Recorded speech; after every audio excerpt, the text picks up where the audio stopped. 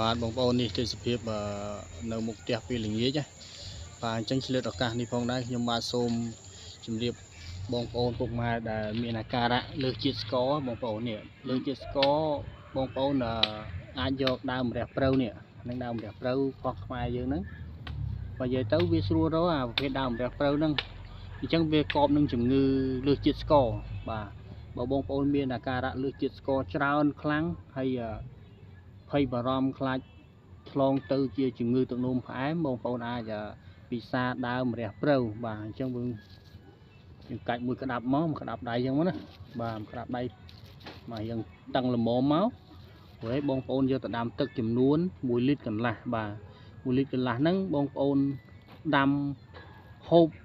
ជារៀងរាល់ថ្ងៃចំនួន3 ទៅ 5 ថ្ងៃអញ្ចឹងជាតិស្ករបងប្អូននឹងចុះហើយបាទហើយវិធីធ្វើស្រួលទេបងប្អូនគ្រាន់តែកាច់ម្រះព្រៅនឹងមកយកទៅដាំទឹកភ្លាមបានតែម្ដងមិនបាច់ចាំហាលចាំអីទេ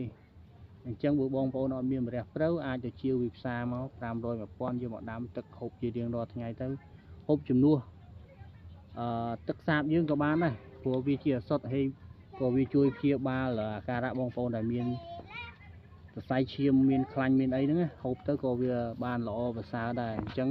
វីដេអូនេះបាទមានតែប៉ុណ្្នឹងទេបាទសូមគោរពជម្រាបលាជូនពរពុកម៉ែបងប្អូនជៀសផុតពីជំងឺអញ្ចឹងសូមវត្ថុស័ក្តិសិទ្ធិទាំងអស់ជួយថែរក្សាបងប្អូនតើណាមកណាសុខសប្បាយអញ្ចឹងប៉ុណ្្នឹងចុះបាទគោរពជម្រាបលា